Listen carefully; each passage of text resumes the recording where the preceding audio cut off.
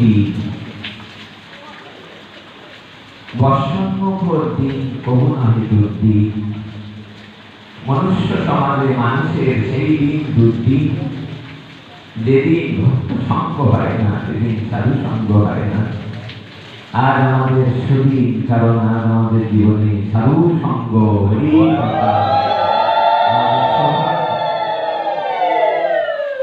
পরম সৌভাগ্য।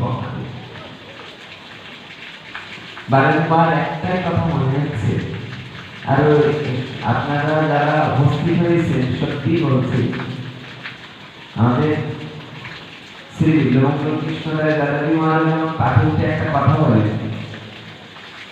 যে কোনো মায়ের সন্তান যদি ঝড়ে কবলে পড়ে, মা কি ঘরে বসে থাকে? অন্য মানুষ ঘরে বসে থাকলেও মা কখনো ঝড় ঝঞ্ঝা বাধা উপেক্ষা বাধাকে বাধা মনে করে না। সে ঝড়ের মধ্যে গিয়ে যে দৌড়ায়, সন্তানকে যেমন উদ্ধার করে, তেমনি বিশ্ব চরাচরে যদি কেউ একবার ভগবানকে ভালোবাসে, তাকে কোনো ঝড় ঝঞ্ঝা বৃষ্টি বাদলা আটকাতে পারবে না। ভক্ত যদি হয়, আধারানি ভক্ত যদি হয়, তাই অবশ্যই অবশ্যই সে ছিঁড়ে যাবে। যেদিন মহাপ্রভু বললেন চন্দ্রশেখর দেখো দুয়ারে কে, চৈতন্য মহাপ্রভু চন্দ্রশেখর আচার্যের ঘরে বেশি থাকতেন, যেতেন। আর নিত্যানন্দ প্রভু যে নন্দন আচার্যের ঘরে বেশি থাকতেন।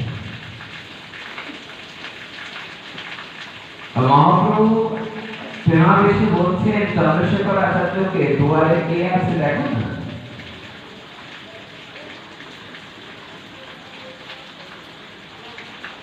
উনি মহাপ্রভুর আজ্ঞাকে সঙ্গে নিয়ে গেলেন, যে কাউকে পেলেন না,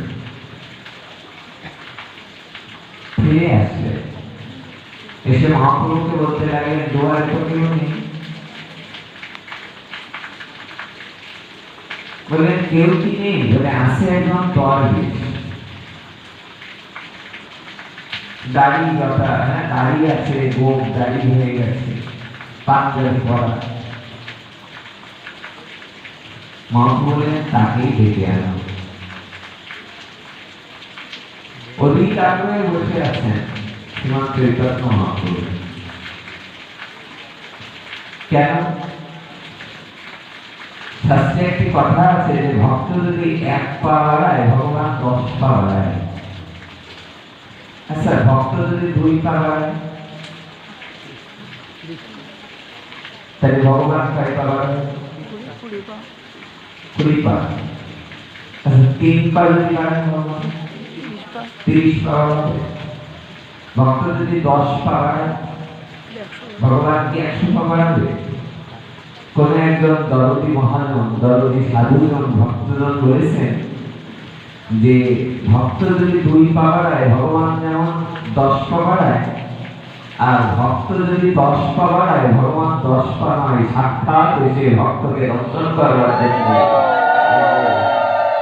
কারণ 10 পা বাড়াতে গেলে অনেক বাধা বিপত্তি, তো সনাতন গোস্বামী অনেক বাধাকে উপেক্ষা করে এসে যখন দুয়ারে দাঁড়িয়েছেন, শ্রীমান মহাপ্রভু আর স্থির থাকতে পারছেন না। এসে সনাতনকে দেখে, আগামীকাল তো সনাতন গোস্বামীর তিরোভাব তিথি, যে দিনে তার বিরহ তিথি বা যে দিনে তার আবির্ভাব তিথি থাকে, ওই দিনটা উনি কৃপার দ্বারা মাথায় করে এনে ভক্তদেরকে করুণা করবার জন্য এগিয়ে আসেন। আমি সেদিন গুরু পূর্ণিমার দিন, গুরু পূর্ণিমার আগের দিন এই রাত্রে রাজশাহীতে আছে। তার বড় সৌভাগ্য হলো আমার শ্রী শ্রী 108 মহন্ত রাধাকুণ্ডের ভূষণ বৈষ্ণব সম্প্রদায়ের বাবার সঙ্গে পরিক্রমায় বেরিয়েছে। আপনারা জানেন যে বৃক্ষতলায় আমার নরোত্তম ঠাকুর মহাশয় লিখেছিলেন, রাধাকৃষ্ণ প্রাণমোর যুগল কিশোর, জীবনে মরণে গতি আর নাহি মোহন। ওই তলায় বসবার পরে এখন দলনী ভক্ত শুনিয়ে শুনিয়ে এই কীর্তন গাচ্ছেন। রাধা কৃষ্ণ প্রাণ যুগল কিশোর,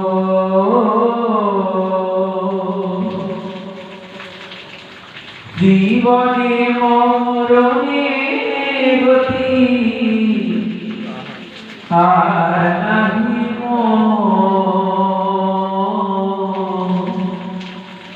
রাধা কৃষ্ণ প্রাণ যুগল কিশোর। কীর্তনের ধ্বনি গাছের পাতাগুলো এবং ঝিঝি ঝিঝি বাতাসে এবং মানুষের যেন সাক্ষাৎ নরোত্তম ঠাকুর মহাশয় যেন ওখানে এসে কীর্তন নিজের কীর্তন নিজে শ্রবণ করছে। তাই পাশে বাবাজি মহারাজকে জিজ্ঞাসা করছিল, বাবা এখানে কি উনি আসেন?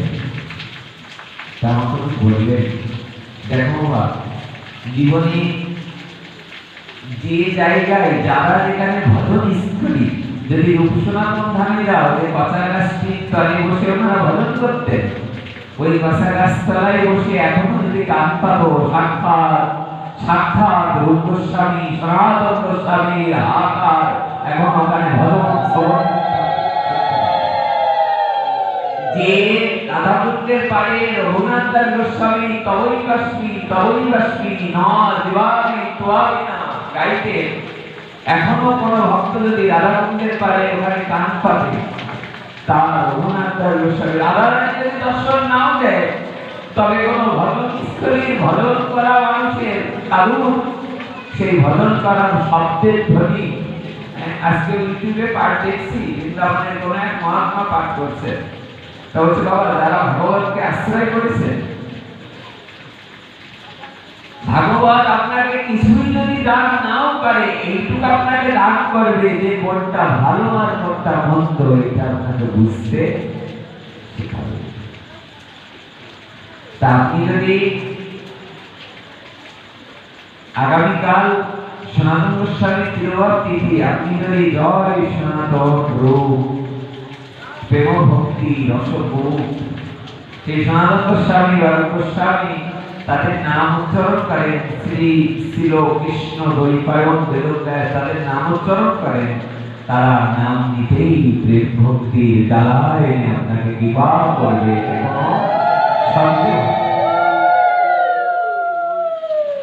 মহাপ্রভু বললেন যে দেখো কে আছে দুয়ারে। উনি যে দেখলেন এক দরবেশ আছে দুয়ারে, দাড়ি হয়ে গেছে, পাঞ্জাবি গায়ে আর রাস পোশাক হলেও আপনারা অবাক হবেন শুনলে যে যেই মাত্র সনাতন গোস্বামীকে মহাপ্রভু দর্শন করলেন, সঙ্গে সঙ্গে গিয়ে নিজে আলিঙ্গন করলেন।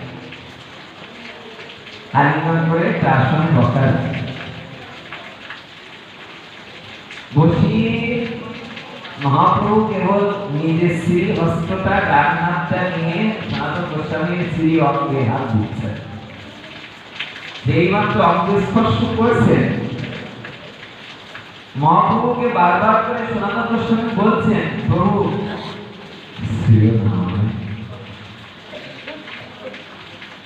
এ বলার তাদের তো আমাদের মতো নয়, একেবারে হৃদয় থেকে অনুভব করে করে বলছেন, প্রভু মহাপ্রভু যেন আরো এগিয়ে যাচ্ছেন, আর একটু কাছে দিয়ে বসে সনাতন গোস্বামী মনে ছিল বাবা সন্তান একত্রে যে যেই মাত্র আবার স্পর্শ করছেন,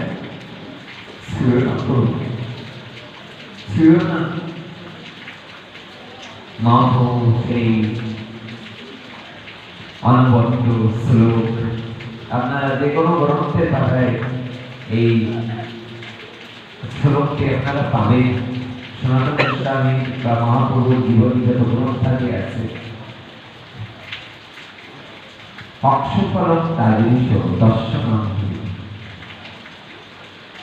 সর্বফলং তাদৃশ গাত্র সঙ্গ। তোমার মতো ভক্তকে স্পর্শ করতে পারা এটা মানব জীবনের সৌভাগ্য। মহাপ্রভু যখন নন্দনাথকে নিয়ে আর থাকতে পারছেন না, যে কদিন ধরে স্বপ্নে দর্শন করেছেন আর থাকতে পারছেন না, শিবাস পণ্ডিতকে এবং হরিদাস ঠাকুরকে নিয়ে গিয়ে যখন দর্শন করে আসলেন, বাড়ি এসে আর ঘুম আসে না। রাতে শুয়ে শুয়ে স্বপ্ন দেখছেন কখন ভোর হবে, কখন নিতাইকে দেখতে যাবো। বলছে বলো কিন্তু নিত্যানন্দ প্রভুকে তো দেখতে, উনি তো নিতাই বলে ডাকতেন না, অবধূত বলে অধিকাংশ সময় ডাকতেন। পর দিবসে যখন অবধূত করতে করতে বাড়ির সম্মুখে যে দাঁড়িয়েছেন নন্দনাথের গৃহের সম্মুখে, বোঝা যায় কথা? অধিক রাত হয়েছে বলে বোঝা যায় না এরকম। ঢাকা ইউনিভার্সিটিতে যারা পড়ে এগুলো বাংলাদেশের গ্রিন স্টুডেন্ট, সেখানে যারা কয়জন এসছে ঝড় বৃষ্টিকে উপেক্ষা করে, এটা বুঝতে হবে যে এগুলো একেবারে সাধারণ নয়। বুঝতে পারো? এটা আমরা যদি অনুভব করতে শিখি তাহলে আমরা উপায় এগিয়ে যাব। নন্দনাচার্য যেই মাত্র শ্রীমান মহাপ্রভু উঠানে গিয়ে দাঁড়িয়েছেন, নন্দনাচার্য ঝরঝর করে কাঁদছেন। কারণ বলে একবার ঘরের দিকে তাকাচ্ছেন, একবার বাইরের দিকে তাকাচ্ছেন। কি পদকর্তা বোঝাতে চাচ্ছেন? দেখো, একজন ঘরের মধ্যে নিত্যানন্দ বলে আমার ঘরে নিতাই আর বাইরে নিমাই, আমার দুয়ারের ভিতরে নিমাই নিতাই, নিত্যানন্দ প্রভু ভিতরে, আমার গৌরঙ্গ মহাপ্রভু উঠানে দাঁড়িয়ে আর নিত্যানন্দ প্রভু ভিতরে রয়েছে। নন্দনাচার্য কাঁদছেন, একবার যেন হাসছেন, একবার আনন্দ করছেন, ধুলায় পড়ে গেলেন। আর মহাপ্রভু বলতে লাগলেন যে প্রভু কি সমাচার, আমার অহোভাগ্য অহোভাগ্য অহোভাগ্য। এমন বললেন অক্ষফলং তাদৃশ দর্শনামি, আমার কি ভাগ্য, আমার কি ভাগ্য। মহাপ্রভু বললেন দেখো নন্দনাচার্য, আমি বড় উদ্দেশ্য নিয়ে এসেছি তোমার দুয়ারে। কি উদ্দেশ্য? আমি উদ্দেশ্য নিয়ে এসেছি, আমি একবার অবধূত অর্থাৎ যে সন্ন্যাসী তোমার ঘরে রয়েছে, আমি সন্ন্যাসীকে একবার এক পলক দেখতে চাই। নন্দনাচার্য বাধা দেওয়া বা আটকানো এরকম কিছু নয়, তিনি তো সমান। তারা কি মহাপ্রভুর পার্শ্বদগণ, তারা অন্তর্যামী নন? তিনি মহাপ্রভু বলতে লাগলেন দুয়ার খোলা আছে, তুমি যাও ভিতরে। দুয়ারটা ভাজা। শ্রীমান মহাপ্রভু এক পায়ে দুই পায়ে করে যেই মাত্র ভাজা দুয়ারটা একটা পাল ধাক্কা দিয়ে কোন রকমের ভাজা না তো, শ্রীমান মহাপ্রভু সোনার স্থল এই মাত্র স্পর্শ করেছে, একটা বাল যেই মাত্র তুলেছেন, মহাপ্রভু তাকিয়ে দেখছেন নিত্যানন্দ প্রভু হরিনাম করছে। আর সাক্ষাৎ তুলসী দেবী কোন গাছ হিসেবে নেই, সাক্ষাৎ তুলসী দেবী দেবী রূপে পাশে ঝরঝর করে কাঁদছেন। মহাপ্রভু চিৎকার দিয়ে উঠেছেন। নন্দনাচার্য গিয়ে পিছনে দাঁড়িয়ে বলছে প্রভু কি কোনো সমস্যা হয়? সমস্যা নয়, আজ আমি যা দেখলাম তা দর্শন করে আমার মানব জীবন সার্থক হয়ে গেল। কি দেখলো মহাপ্রভু? প্রভু তাকিয়ে তাকিয়ে দেখছেন একটা দুয়ারে, যেই মতো দুয়ার খুলেছেন তাকিয়ে তাকিয়ে ভিতরে সাক্ষাৎ নিত্যানন্দ প্রভু হরিনাম করছেন। আর তার হরিনাম শুনে পাশে যে তুলসীটাকে নিয়ে হরিনাম করছিলেন, ওই তুলসী দেবী অর্থাৎ বৃক্ষটা হরিনাম শুনতে শুনতে, সাক্ষাৎ নিত্যানন্দ প্রভুর নাম শুনতে শুনতে উনি দেবী হয়ে বসে বসে নাম করছেন। মহাপ্রভু চিৎকার দিতে বললেন যার জীবনে সাক্ষাৎ নিত্যানন্দ প্রভুকে দর্শন হয় আর যার জীবনে সাক্ষাৎ তুলসী দেবী দর্শন একত্রে হয়, তার জীবন সৌভাগ্য বশবর্তী, তার জীবনে সৌভাগ্যের আর কোন বাধা নয়। আমার মানব জীবন আর ধন্যাতি ধন্য হয়ে গেল। মহাপ্রভু একেবারে হৃদয় থেকে যেন চিৎকার দিয়ে দিয়ে কাঁদতে লাগলেন। তত্ন করো তাদৃশ গাত্র সর্ব জীব ফলম তাদৃশ কীর্তনমহি সুদুর্লভা ভগবতারি লোকে। বলে এই জগৎ সংসারে তারই ভাগ্য যার জীবনে সাধু দর্শন মিলে যাওয়া। আজকে আমাদের সৌভাগ্য এত সাধুগুরু বৈষ্ণব আমাদের বাবা সহ এবং আমাদের পাঠক আমাদের পবিত্র বাবা সে সহ এবং আমাদের আরেকজন যদি অত সুন্দর পাঠ করে আমি তাকে জানি। তবে আমি একটু মনে করে আমি প্রথম দিন দেখলাম আমাদের এই মানুষ কোন জায়গায় রাঘবপুর, তো এই জায়গায় দেখে আমি মনে মনে চিন্তা করছিলাম মহাপ্রভুর মতো দেখতে নিশ্চয়ই ভিতরে কিছু আছে। আগে দৃষ্টি থাকে, তারপর কোন বিচার ভিতরে কিছু আছে। গুরুদেবের কৃপা ছাড়া কিছুই সম্ভব না। কালকে আমরা বলছিলাম যারা কাগজের নৌকা বানায় ছোট বাচ্চারা, এই নৌকা নিয়ে যতই তুমি জলের মধ্যে দাও আর বারবার করে জলের ধাক্কা দাও, ওই নৌকায় পার হয়ে ওই পারে যাওয়া যাবে না। বুঝতে বলো, কাগজের নৌকায় ওই পারে যাওয়া যাবে না। তেমনি বিছানায় শুয়ে থেকে গুরুদেব বলতেন, বিছানায় শুয়ে থেকে সাঁতার তুলে যেমন বিছানায় শুয়ে থেকে সাঁতার তুলে তো আর ওই পারে যাওয়া যাবে না। গুরুদেব বলতেন যে যদি ওই পারে যেতে হয় কাগজের নৌকা নয়, বিছানায় সাঁতার নয়, গুরুদেবের চরণকে আশ্রয় করো, তাহলেই ওই পারে যাওয়া যাবে। নইলে ওই পারে যাওয়া যাবে। কি সুন্দর ভাই!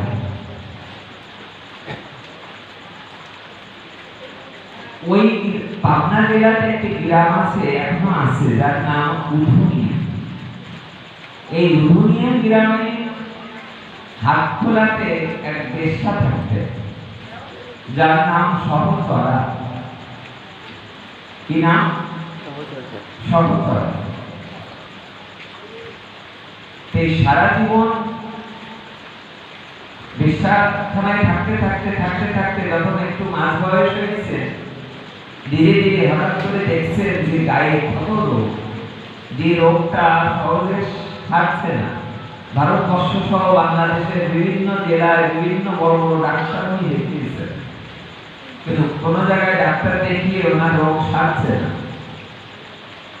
যখন রোগ না সারছে, যার কেউ নেই, কথায় আছে না, কেউ নেই যার তুমি আছে তার। লাস্টে আর কোন পথ না পেয়ে সবার কাছে শুনলেন কোন পথে যাবো। দেখবে ভাগবত যেমন সিদ্ধান্ত দিয়ে দেয় যে ভাগবত শোনো, কৃপা হবে। কিছু লোকজন বলাবলি করলেন যে তোমার এই রোগ সারা জীবন পাপেশ্বরী, এই রোগ তোমার সারবে না। তুমি এক কাজ করো, তোমাদের পাশের গ্রামে একজন বড় গুরু মহারাজ আছে, গুরুদেবের চরণে যে যদি আশ্রয় করো কিছু কৃপা হয়ে যাবে। উনি কোন দিশে না পেয়ে মনে মনে ভাবছেন আমাকে তো সবাই চেনে, আমি যদি আসলে যে দাঁড়ায় তাহলে বেশ্যাকে দেখলে লোককে টিড়ি কাটবে। তো অনেক বড় করে ঘুমটা দিয়ে গিয়ে সবার আসলে পিছনে দিয়ে দাঁড়িয়েছে। বাবাজি মহারাজ বড় সুনজর, সাধুদের নজর তো নিজ কর্ম নাই, তবু যা করো মহত্বের স্বভাবে তারিতে। উনি কি করলেন, উনি ওনাকে দর্শন করে মনে মনে আনন্দ পেলেন। মনে মনে আনন্দ পেয়ে যখন পাঠ বিশ্রাম হলেন, বাবাজি মহারাজ নিজে এগিয়ে গেছেন, যে বলছে গিয়ে মা, কেউ না চিনতে পারলেও চিনতে পেরেছি, তুই সে সহচরা না।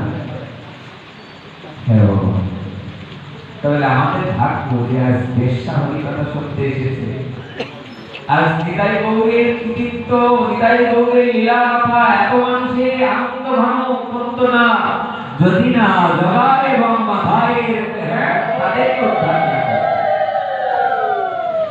বলিষ্ণানন্দন যে সতী সুত হইল সে বলরাম হইল নিতাই। পাপি তাপি যত ছিল হরি নামে উদ্ধারিল, তার সাক্ষী জগায়া। এই বাবাজি মহারাজ কি বলেন, অহোভাগ্য যে আমার কাছে এমন একজন এসছেন, শুধু সাধুরা আসলে এটা জয় জয়কার হয়, আর একেবারে পণ্ডিত আসলে জয় জয়কার হয়। দেখবেন নারদমুনি আর ব্রহ্মা দুজনে বলাবলি করছে যে জগতে তাকে কিবা করতে হবে যে রামায়ণ লিখতে পারে।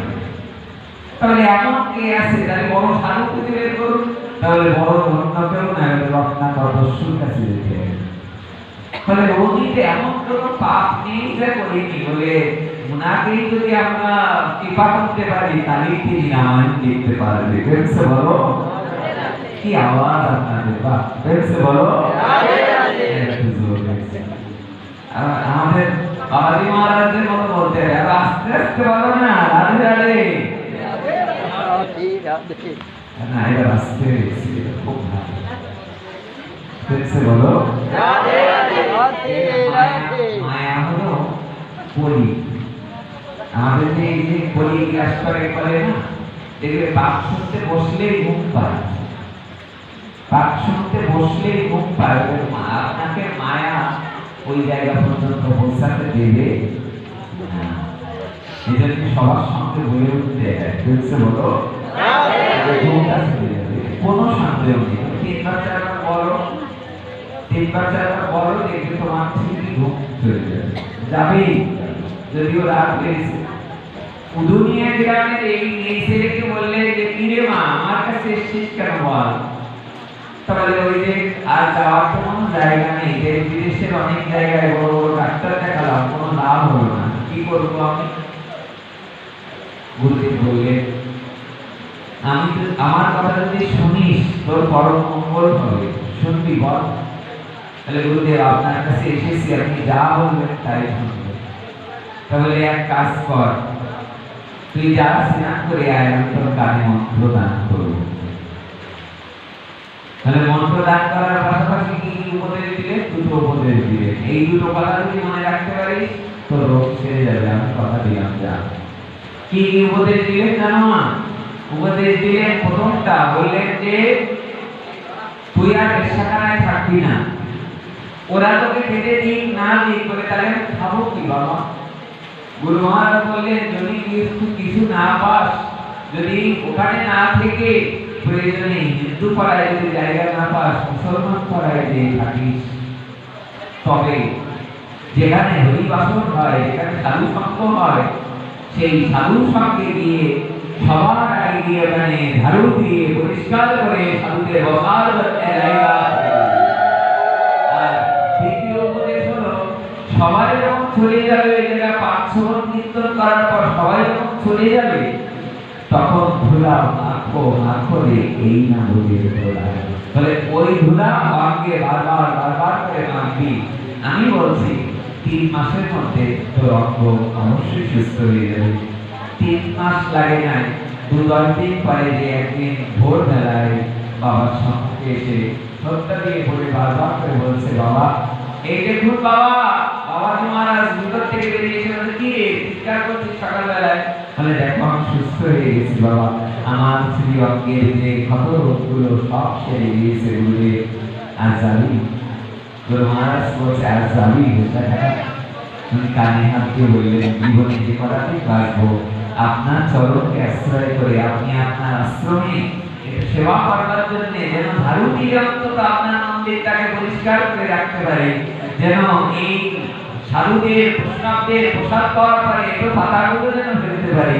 আজীবন আপনি আমার এই সুযোগ দিয়ে দিন। গুরু মহারাজ বললেন যা, তথাস্তু বলে বললেন যা, বলছে জীবনের সমস্ত দিকগুলো দিয়ে এটাকে সেবা করি। এই গুরুদেবের কৃপা, রোগ ব্যাধি দেখো শ্রী গুরুদেবের কৃপায় বেশটার ও কল্যাণ নিয়ে গেল। আমাদের একশত মহন্ত বক্সিদার বাবা বর্জনা ধামে কোর্স করতে এসছে। গুরু মহারাজ বলেছেন যে তুমি বাংলায় যে প্রচার করো, তুমি নিতাই গৌর সেবা করতেন। আপনারা জানেন যে নিতাই গৌরকে তুলসী নিয়ে গিয়ে গুরুদেব আমাকে বারবার বলতেন, জানো মাস্টার এখানে যখন এসছো তাহলে এই জায়গাটা গ্রন্থ কিনে নিয়ে বাড়ি যাও। তাহলে রাষ্ট্রপতি গ্রন্থ কিনে নিয়ে বাড়ি গেছে।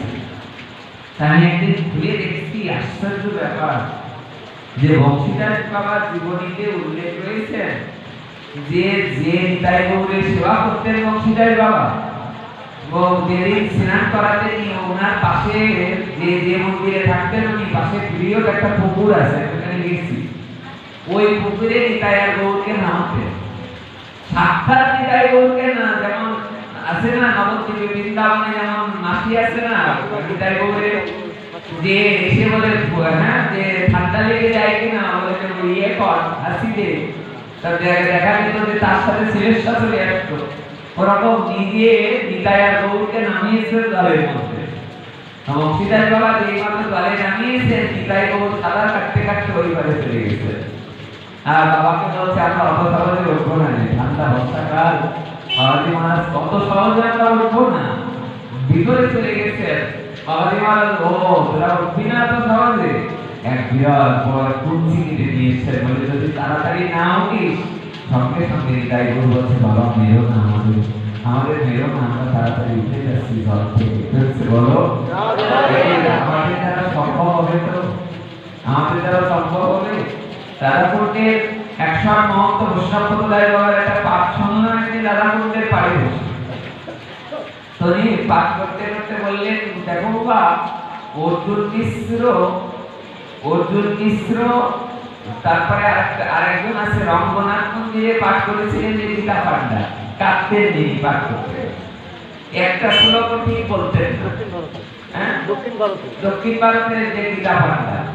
তো উনি বললেন যে গীতা পাণ্ডা প্রত্যেকটা পেজকে উল্টাতে, প্রতিটা পাতা উল্টে উল্টে দেখতেন যে সেই পাতায় সাক্ষাৎ অর্জুনকে, সাক্ষাৎ গোবিন্দকে, ভগবান সাক্ষাৎ অর্জুনকে এবং গোবিন্দকে দেখতে পাচ্ছেন ওই পাণ্ডা। তো উনি পাঠে বলছেন যে আমরা কোনদিন দেখতে পারবো?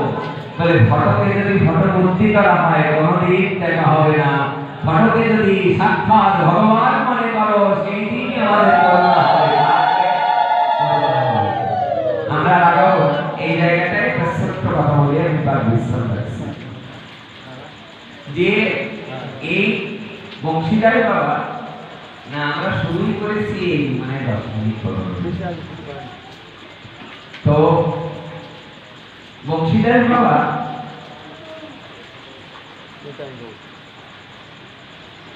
উনি একদিন মন্দিরের মধ্যে বসে বসে নাম জপ করছেন। খুব খেয়াল করে শুনুন, এই কথাটা বলে বিশ্বাস আছে।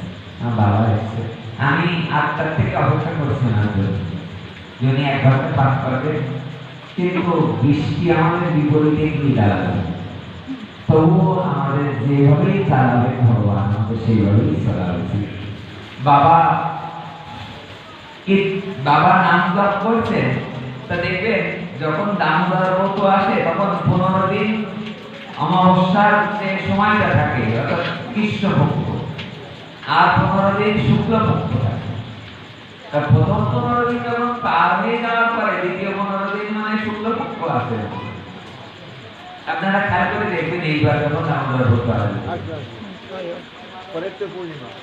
হ্যাঁ পূর্ণিমা থেকে পূর্ণিমা, ওই সময়ে যে পূর্ণিমার সময় পূর্ণিমার গণে উনি একদিন কীর্তন করছেন, একটু নাম জপ করছেন। রাত 9টা 9:30। তা বাবাজি মহারাজ 9টা 9:30 সময় হঠাৎ করে তাকিয়ে দেখছেন মন্দিরের ভিতরে কোনো এক মেয়ে ছেলে মন্দির পরিক্রমা করছে। বাবাজি মহারাজের মনের মধ্যে খটকা লাগলো যে আমার মন্দিরে এত রাত্রে মেয়ে ছেলে,